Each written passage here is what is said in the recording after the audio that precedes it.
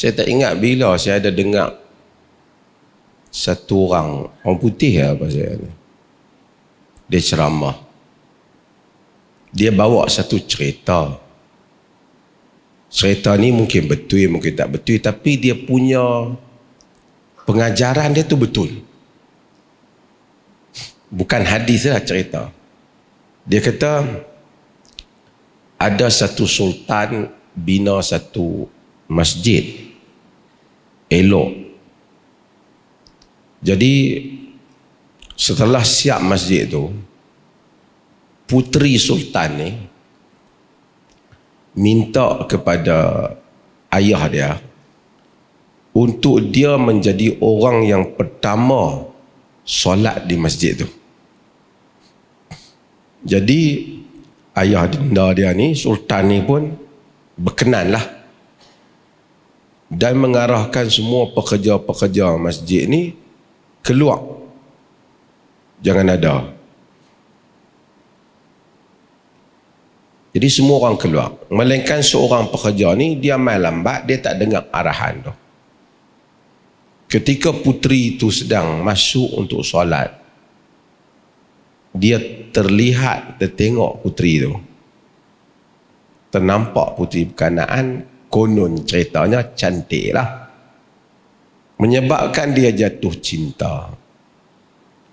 Jadi bila dia jatuh cinta, dia asyik duk ingat kat puteri tu sampai tak boleh nak kontrol perasaan dia. Dia habaq kat mak dia. Dia ni pekerja binaan je lah. Mak dia kata, hang siapa tu anak sultan, hang orang binaan, siapa nak nikah hang? Siapa nak menikah dengan kau? Awak. Dia tu anak sultan. Dia kata kat mak dia, pergilah tanya sultan, kot-kot boleh dapat. Mak dia kata, tak payahlah nak cuba kita ni. Kau siapa nak cuba anak sultan? Kerana terlalu mengingati sangat, kononnya sampai dia jatuh sakit dan teruk sakitnya, kuat sakitnya. Lalu mak dia ni tiada pilihan, ibu dia tiada pilihan, dia pun tak apalah, aku cubalah juga, pergi nak menghadap sultan, nak bagi tahu hal anak dia. Pergi nak menghadap sultan, orang tak bagi masuk istana. Mak dia cuba rayu, akhirnya dapat berita kepada sultan, ada satu orang perempuan nak jumpa sultan juga. Dapatlah dia menghadap sultan dan dia cerita tentang hal anak dia yang jatuh cinta dengan puteri sultan. Sultan kata, tak apa, bawa dia main menghadap aku. Bawalah dia main menghadap. Setelah bawa dia main menghadap, dia pun, sultan kata, kau nak kahwin dengan anakku? Boleh, tapi aku nak tengok, sebelum aku nak pertimbangkan, aku nak syaratkan kau untuk dipertimbangkan ni, kau kena solat, datang awal solat malam di masjid ni 40 hari. Dan akan ada pihak orang sultan lah akan tengok, betul ke kau datang awal ke masjid solat malam. Dia pun hari pertama datang, hari kedua datang, dia nak kahwin ni, hari ketiga datang. Lama kelamaan dia datang, dia menikmati nikmat solat malam itu. Sehinggalah 40 hari.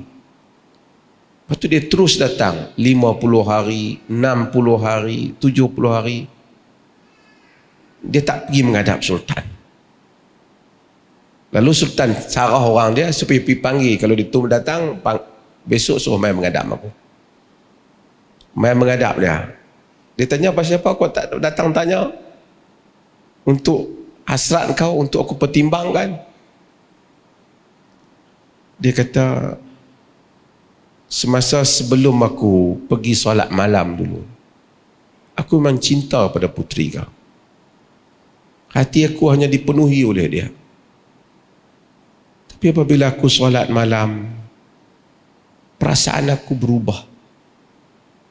Aku dapat merasai kecintaan kepada Allah, kekhusyukan kepada dia. Aku dapat lihat dunia ini lebih luas. Aku dapat rasa nikmat yang paling besar ialah dapat mengingati Allah.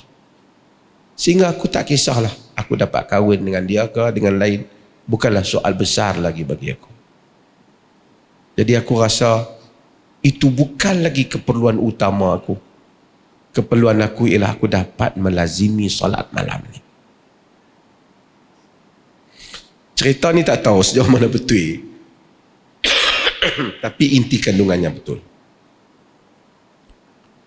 Tuan-tuan, nikmat mengingati Allah ini bukan seperti nikmat tunggu duit masuk dalam tabung. Ia akan mengubah seluruh persepsi cara kita fikir, cara kita ingin hidup, hasrat, keinginan kita, apa yang kita tunggu pada masa depan. Ia mengubah segala-galanya. Pun begitu, tidaklah menafikan bagi zikir itu fadilat. Sebahagian fadilat itu dialami oleh sebahagian orang. Ada orang ada orang sesiapa, tak payah orang lah, tuan-tuan sendirilah. Jika tuan-tuan ikhlas melazimi istighfar, tuan-tuan akan melihat keajaiban dalam hidup tuan-tuan. Tuan-tuan melazimi ya hayyu ya qayyum, tuan-tuan akan melihat keajaiban dalam hidup tuan-tuan. Tuan-tuan melazimi ya dzal jalali wal ikram, tuan-tuan akan melihat keajaiban dalam hidup tuan-tuan. Maka sebahagian orang dia menulis cerita itu. Boleh untuk kita mengambil kegembiraan di atas kurniaan keajaiban itu, tapi dengan syarat. Yang pertama, pastikan zikir itu menepati Al-Quran dengan sunnah. Dulu pastikan, jangan main buat zikir sendiri punya apa ke, panggil hai manjakani, hai gelang mah ke apa, tak boleh. Zikir itu. Kemudian tak boleh kita habaq kat orang, kalau hampa baca 70 kali jadi macam ni. Nak habaq yang tu Nabi saja. Cuma kalau kita kata pengalaman aku duk zikir sehari, duk istighfar sehari 1000 kali, Masya Allah, Allah buka rezeki. Pengalaman dia. Bukan ada nas dalam masa itu. Nasnya suruh istighfar banyak-banyak. Yang tu saja. Banyak mana dia tak sebut. Zikir tuan-tuan, bukan masalah banyak tu. Sahaja. Tapi kesan zikir tu pada diri orang yang zikir tu. Sebab itu Al-Imam Nawawi dia sebut, para ulama menyebut, digalakkan untuk kita panjangkan la ilaha illallah, la ilaha illallah, supaya ada ruang mengingati Allah. Kau dengan la ilaha illallah, macam cepat tak ada ingat Allah.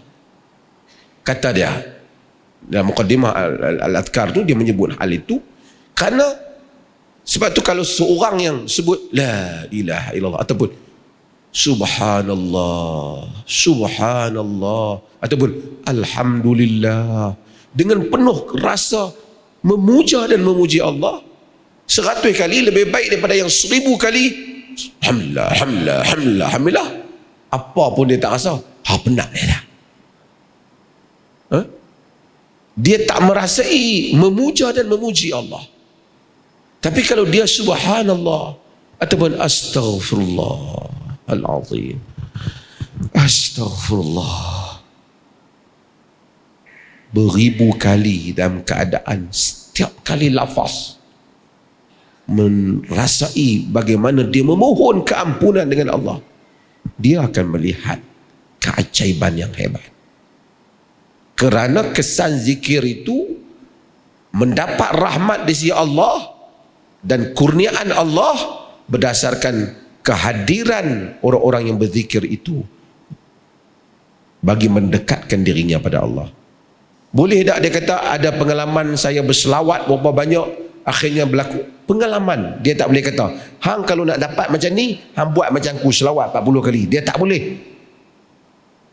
Mungkin masa dia selawat tu dia begitu menghayatinya. Atau mungkin masa tu ada faktor yang lain. Mungkin dia sedekah sebelum tu. Mungkin ketika itu kena waktu yang mustajab. Banyak sebab kemungkinan. Tapi kalau Nabi kata 30, Nabi tu confirm. Pasal Nabi dapat wahyu. Kita tak dapat wahyu. Nak cerita pengalaman boleh. Sebahagian ulama cerita pengalaman membaca surah Yasin. Dia cerita pengalaman. Tapi bukan nas. Bukan nas. Surah tu sendiri ada dalam Quran. Pengalaman ataupun mujarabah ataupun tajribah boleh untuk satu orang mengambil galakkan untuk dirinya, tapi bukan nas ataupun panduan untuk orang lain.